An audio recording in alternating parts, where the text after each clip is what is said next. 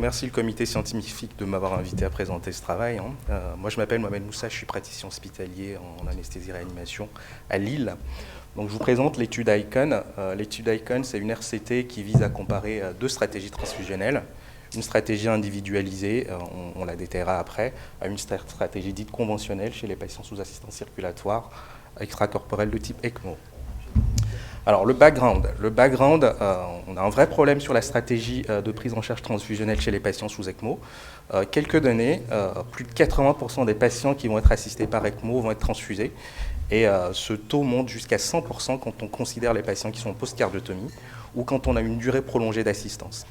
Le nombre de culots transfusés par patient par jour, dans cette situation, c'est de l'ordre d'1,5 à 3 par jour, ce qui fait qu'on est, quand on a un patient assisté par ECMO, on est une des disciplines médicales qui consomme le plus de produits sanguins.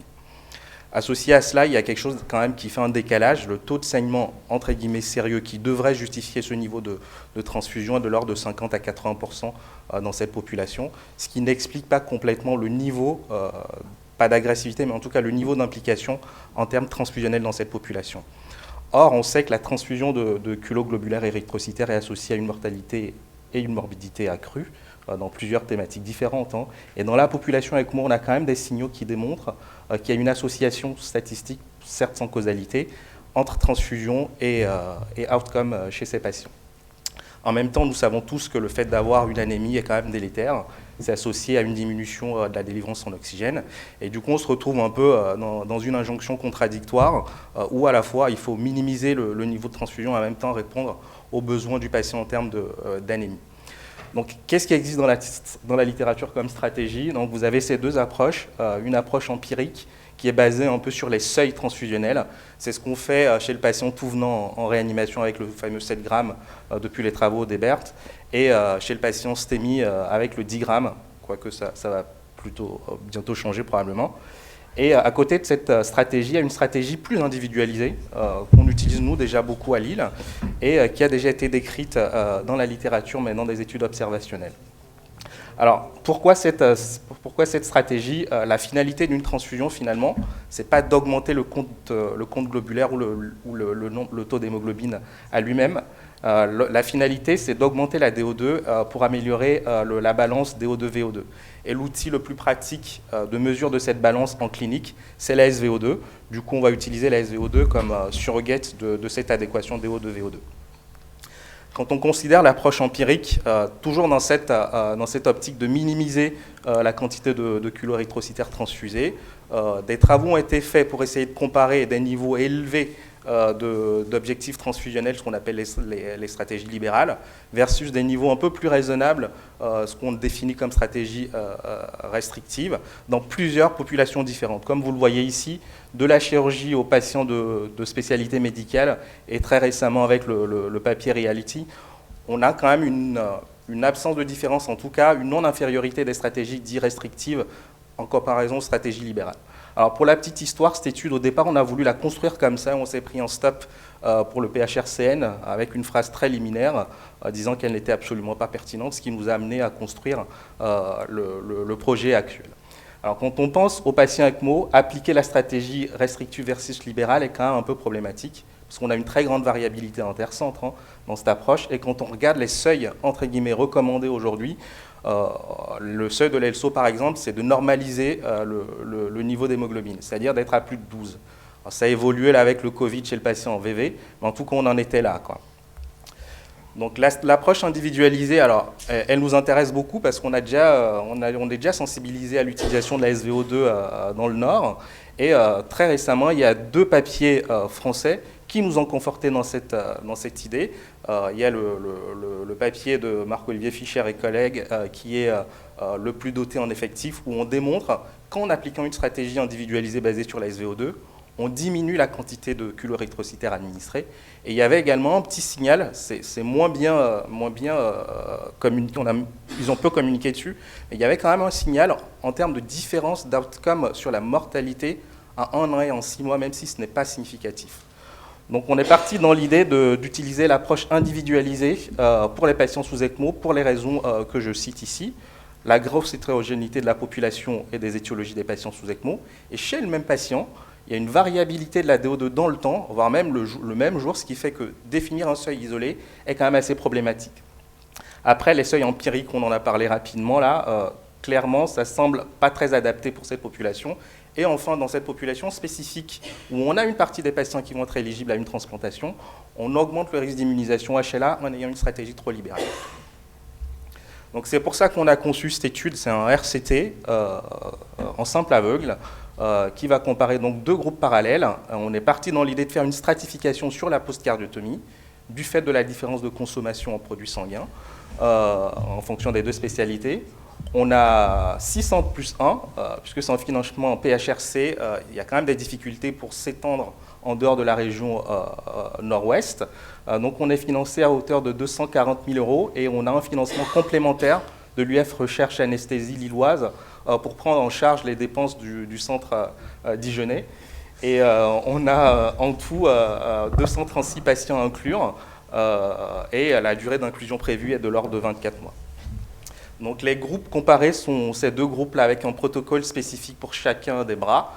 Le bras interventionnel, on transfusera les patients lorsque la SCVO2 est en dessous de 65%, avec quand même des prérequis pour ne pas transfuser des patients parce qu'on a mesuré une SVO2 à un moment non adapté ou parce qu'on n'a pas réglé des problèmes qui peuvent impacter la SVO2 en amont. Le groupe contrôle, c'est le groupe qu'on considère un peu stratégie classique ou conventionnelle. On déclenche la transfusion à chaque fois qu'il y a une concentration d'hémoglobine en dessous de 9 grammes par décilitre.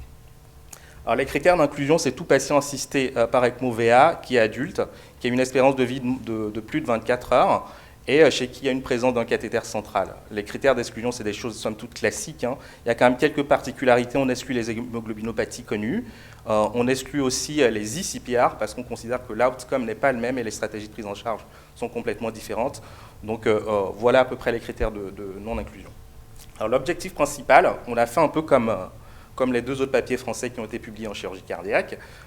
Notre objectif, c'est de comparer dans les deux groupes la consommation oculoglobulaire journalier cette fois-ci, parce que l'ECMO a une particularité, c'est que nous, on a pris en compte le fait que la durée d'assistance par ECMO est un facteur confondant, ce qu'on appelle un risque compétitif dans le calcul du nombre de sujets nécessaires.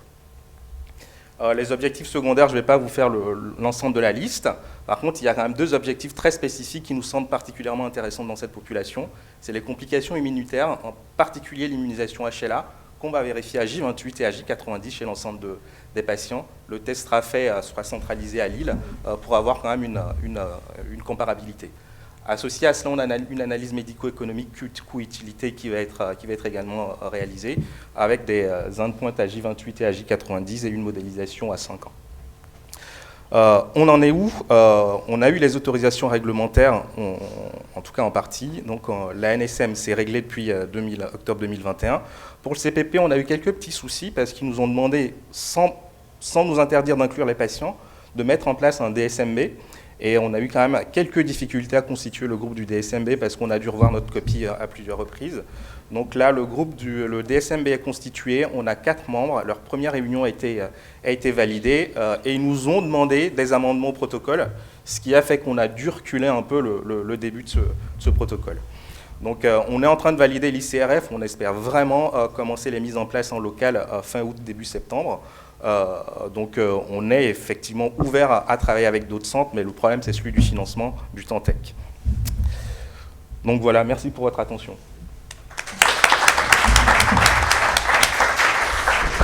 Y a-t-il des questions, des gens qui ont une remarque, un commentaire? Oui, Adrien. La SVO2, elle sera mesurée à chaque fois qu'on considère qu'on doit transfuser un patient. Si vous décidez de transfuser un patient, vous devez mesurer votre SCVO2. Un patient qui a moins de 9 d'hémoglobine, qui est le standard dans les deux groupes, si vous décidez de le transfuser dans le bras interventionnel, il va falloir mesurer votre SVO2.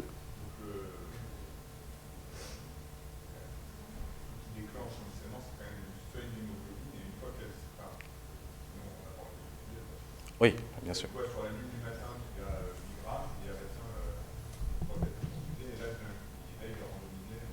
Il est randomisé systématiquement à l'entrée pour plus de simplicité, mais ce qui va déclencher l'acte transfusionnel à chaque fois quand on est dans le bras expérimental, doit être précédé par la mesure d'une SVO2. Si on se pose la question à 10, pourquoi pas, mais il faut quand même mesurer la SVO2, quoi. Oui, vas-y.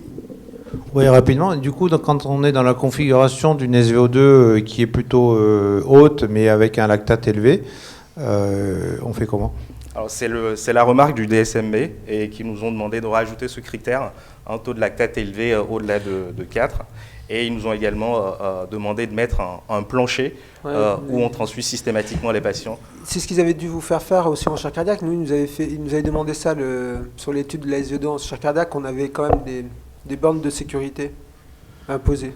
Oui, sauf que bon, là, la particularité, c'est qu'on a une assistance circulatoire, on traite un état de choc, alors qu'en post-op de chirurgie cardiaque, on n'est pas sur des malades en état de choc. Donc, voilà, après, je ne sais pas dans vos pratiques, mais par exemple, il y a plein de lactate à 4 que je regarde parce que en fait, je vais sur des puits fins avec du gap CO2, de la DAVO2. Vous vous rendez compte qu'en fait, il faut leur laisser le temps.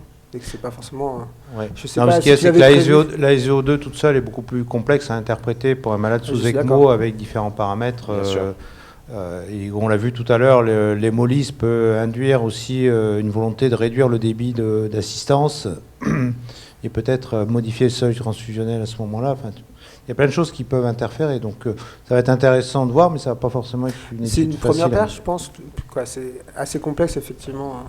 Alors la problématique, c'est que si on ne peut pas prévoir l'ensemble des cas de figure, on est bien conscient qu'on aura toujours dans cette population-là, qui est quand même assez particulière et fragile, on aura toujours des sorties de protocole. On les a un peu anticipées, pas toutes, je ne les ai pas détaillées ici. Le patient qui saigne, par exemple, de façon massive, qu'est-ce qu'on fait ? Le patient qui a une complication, un saignement intracrânien, qu'est-ce qu'on fait? Donc tout ça, on les a anticipés, mais effectivement, il y aura d'autres cas de figure qu'on n'a probablement pas anticipés. Mais votre question est totalement pertinente. Il y a des choses qui vont se passer et qu'on ne pourra pas maîtriser malheureusement. Merci. Ok. Vas-y, je sais qu'Adrien est très sensible. Alors, le débit d'ECMO, il sera géré par le centre en fonction des pratiques de centre. Hein. Oui. Bien sûr.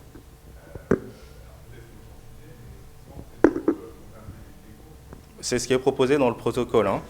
Voilà. Alors après ça, ce n'est pas une obligation. C'est une proposition. La partie prérequis, c'est une proposition. Parce qu'on sait très bien qu'un patient qui a un VG dilaté et qui a un sludge intracavitaire, même s'il a 8 d'hémoglobine, je ne vais pas avoir envie d'augmenter son débit, quoi. Si je suis en... Il faut juste qu'on avance, je suis désolé, mais juste je jette une pierre dans la mare. Un insuffisant cardiaque, il vit avec une SVO2 à 65-70 quand on le sauve de l'ECMO? Non. Ah, okay. Absolument Merci. pas. On avance. Excusez-moi. Je suis désolé. Non, mais parce que c'est intéressant, mais je pense que c'est compliqué de répondre à cette question et qu'il faut toujours commencer par quelque chose de simple et pragmatique, même si c'est imparfait. Parce que si on commence à rentrer dans tous les protocoles, comment je gère moi, chez moi, l'ECMO, par exemple, on parlait du lactate, mais nous, on fait beaucoup le gap CO2 et la DAVO2 pour savoir si faut qu'on monte du débit ou on baisse du débit. C'est ce qu'on fait. Hein. Je ne défends pas ça, mais on se rend compte qu'il y a plein de fois, en fait, on n'a pas besoin de débit élevé, nos pratiques ont changé. Et je pense que sur ces protocoles-là, c'est hyper compliqué parce qu'on joue à la DO2 et que donc la question simple de la SVO2 me paraît déjà une première étape pour y répondre. Merci. Merci à vous.